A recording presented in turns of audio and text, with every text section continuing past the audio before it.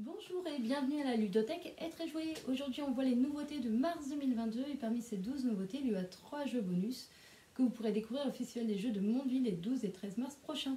Il y a Via Magica, donc des éditions Hurricane, qui est vraiment un coup de cœur pour moi, avec des superbes cartes, mais vraiment trop jolies, ça donne trop envie de jouer. Et donc le but c'est comme un loto, on va avoir non pas des grilles mais des petites cartes comme portail comme ça, il va falloir en fait réussir à les valider en posant un cristal à chaque fois sur chaque symbole. Pour ça, à tour de rôle, on va piocher dans le sac un jeton Animus, donc c'est un des éléments, terre, air, feu, eau et ombre aussi. Et il va falloir, en fait, tous les joueurs vont pouvoir mettre un petit cristal hop, sur la même image, le même symbole sur une de ces cartes. Quand on a la carte avec les 4 cristaux, par exemple, on va pouvoir valider la carte. Donc permettre de gagner des points en fin de partie, permettre d'avoir un bonus immédiat et permettre également de gagner des récompenses, des cartes récompenses. Le premier qui gagne 3 cartes jaunes par exemple gagne cette récompense là. Donc il est vraiment super sympa et très joli, vraiment gros coup de cœur. En jeu bonus on a également Hexagone, des éditions Professeur Puzzle. Donc on va avoir des hexagones qui vont être posés au tout départ sur la table, donc c'est un petit jeu abstrait, hein, de déplacement. Donc, tous les hexagones vont être posés sur la table comme ceci. Donc on en a 36. Et le but c'est de réussir à constituer des zones avec 3 hexagones de la même couleur qui se touchent. Pour ça, à son tour, on lance les 2 dés. On va pouvoir déplacer au moins un des hexagones indiqués par le dé. Donc par exemple, si je fais vert, bleu, je vais pouvoir déplacer par exemple le vert et changer de place avec le blanc qui est juste à côté. Et si j'arrive à former un groupe, une fois que j'ai fait ça, un groupe de 3 couleurs identiques, je vais pouvoir gagner ces hexagones. Et vous allez voir, c'est pas si évident que ça. On va avoir aussi Dice Trip France. Là, on est sur un roll and write avec, donc là, la ludothèque, on a plastifié les petites fiches de jeu. On a chacun donc une carte de France avec différentes villes. Malheureusement, il n'y a pas de camp sur cette carte. Et on va avoir donc des dés et on va faire des combinaisons avec ces dés. Donc on a 4 dés, on va pouvoir les combiner comme on le souhaite pour former 2 nombres. Donc par exemple, si j'ai 2, 5, 4, 5, je vais pouvoir soit faire 2, 5 si j'arrive à le faire, 2, 5, voilà, ça peut faire 25, ça peut faire 52, ça peut faire 45, ça peut faire 54, ça peut faire 55, ça peut faire 24, etc. etc. Donc on va choisir à chaque fois 2 nombres qu'on va poser en fait dans une des cases villes. Donc il va falloir réussir à former des chemins avec des nombres croissants, remplir les zones de couleurs aussi pour gagner des points, faire le plus long chemin de nombres consécutifs, enfin voilà, plein de choses différentes en sachant qu'on a le droit d'utiliser chaque nombre qu'une seule fois pendant toute la partie, ce qui est vraiment pas évident. On va avoir aussi en jeu donc Escape Puzzle Kids, qui est donc un escape game puzzle. Donc c'est un puzzle, hop, je cherche des pièces, mais ils sont toutes à l'intérieur, donc c'est un puzzle classique. Sauf qu'une fois qu'on a fini de le constituer, donc là il y a 368 pièces quand même, donc ça prend une bonne partie quand même de l'après-midi. On va voir en fait qu'il y a des différences entre le modèle et le puzzle que l'on a réalisé. Ça va nous permettre d'aller enquêter. On a 6 enquêtes différentes, il va falloir trouver la réponse des 6 enquêtes. Et à la fin on trouvera en fait la réponse finale. On aura une petite enveloppe à ouvrir pour voir si on a bon. On a Zigomar qui est un vieux jeu Zigomar avec des clowns. Hop. On va avoir des tuiles comme ça qui vont nous permettre de constituer donc non comme ça forcément. Donc on va avoir un petit clown comme ça qui va nous faire différents, voilà, comme ça. Hop, on a 6 tuiles et le but ça va être de reconstituer un visage le plus vite possible. Donc soit on joue tout seul, soit on peut jouer en équipe, notre équipier nous guide dans ce qu'il faut faire, nous mime les grimaces, etc. Enfin, il y a plein de variantes de jeux dans ce jeu. On a Magic Market qui est une nouveauté aussi chez Loki qui est très jolie aussi. Hop, on imagine qu'on est dans une brocante et qu'on a plein d'objets à vendre sur notre table. Et le but c'est d'avoir le plus d'argent. On va gagner des petites pièces comme ça, des petits billets qui donnent trop envie. Et pour ça on va aller tourner la petite roue des visiteurs. Et à chaque fois ils vont s'arrêter devant notre stand et on va choisir un des 3 visiteurs arrêtés devant notre stand qui va nous indiquer un type d'objet qu'il souhaite acheter. Donc par exemple petite peluche.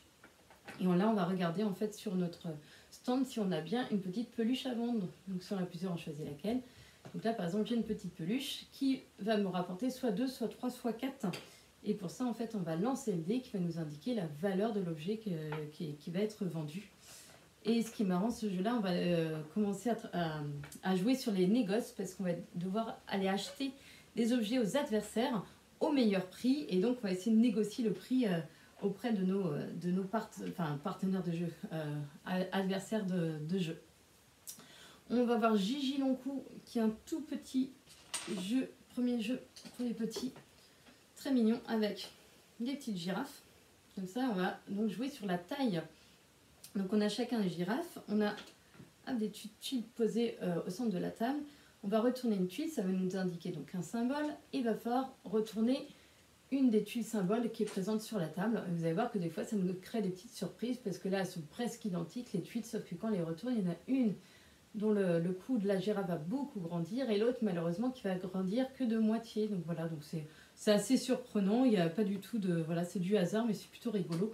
Et à la fin de la partie, on va comparer nos tailles de girafe grâce à ce petit fil mesureur. On va avoir toute autre chose, un Sherlock Holmes détective conseil. Là, on est sur un petit jeu d'enquête pour les grands à partir de 14 ans.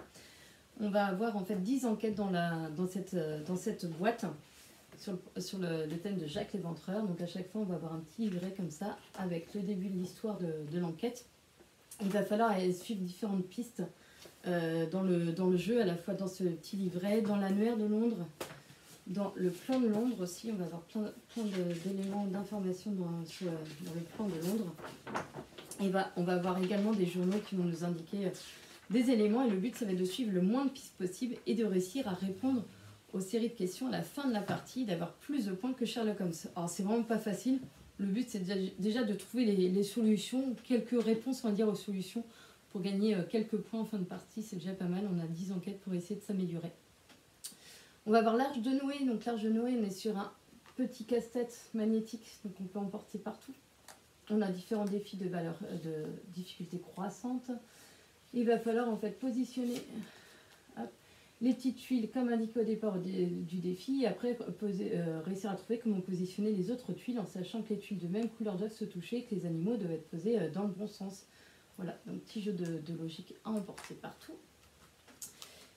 On a Nouvelle Contrée qui fait partie aussi des nouveautés dans le domaine du jeu et des ovnis. ovnis du jeu parce qu'on va jouer à partir d'un livre en fait. N'importe quel livre de la bibliothèque peut convenir à partir du moment où il y a au moins 100 pages dans le livre. Et le but, ça va être un jeu coopératif. On va jouer en fait sur ce qui se passe dans le livre. Il y a un joueur qui va lire un passage du livre dans sa tête et qui va choisir parmi les 4 marque-pages celui qui semble le plus correspondre au passage qu'il vient de lire. Il va voter et ensuite tous les autres joueurs vont écouter celui qui lit le livre qui s'appelle l'éclaireur. Voilà. Ils vont écouter l'éclaireur qui va lire ce passage après à voix haute et ils vont se mettre d'accord sur un des marque-pages qu'ils pensent que l'éclaireur a choisi. Et il va y avoir des missions à réaliser pendant que le joueur va être en train de lire. Il va falloir à la fois écouter le sens de ce qu'il dit, mais aussi les différents mots, parce que par exemple, on va essayer de savoir s'il n'y avait qu'une seule et unique fois la lettre H dans tout le passage, donc de Céline qui vient de lire. Voilà, si on est sûr que la mission est réalisée, ça nous permet de gagner des petits points bonus qui vont nous permettre de ne pas perdre, parce que vous allez voir qu'à chaque fois qu'on se trompe, qu'on ne trouve pas la même chose que l'éclaireur, malheureusement on va perdre des lettres et aussi des missions réalisées. Donc vraiment pas facile, mais super sympa de jouer à travers un livre. Vraiment, c'est une super bonne idée. Beaucoup aimé ce jeu coopératif. On a City Jungle. City Jungle, c'est un jeu pour les petits et même un peu pour les plus grands. Donc on a un petit plateau, on a différentes zones de couleurs sur ce plateau et puis on va avoir différents éléments qui représentent les mêmes zones de couleurs. Donc on va avoir des ponts, on va avoir des usines, on va avoir des voitures, on va avoir des maisons, etc. Donc de 6 couleurs différentes. Et on va y jouer de différentes façons, il y a différentes variantes de jeu. Donc soit on y joue juste en loto, il faut réussir à placer en fait sur le plateau de jeu les bons éléments de la bonne couleur. Soit en jeu de rapidité, on va lancer les 2 dés, il va falloir être le plus rapide à retrouver, donc par exemple à la maison rouge. Soit il va falloir remplir en premier sa petite carte comme ça. Voilà, il y a plein de façons de jouer différentes. Et puis pour finir, on va avoir Watt. Watt qui est un petit jeu d'ambiance, voilà, pour changer de ce qu'on a à la maison. On a différentes situations en fait, qui vont être placées sur le plateau de jeu. Donc des situations plus ou moins bizarres.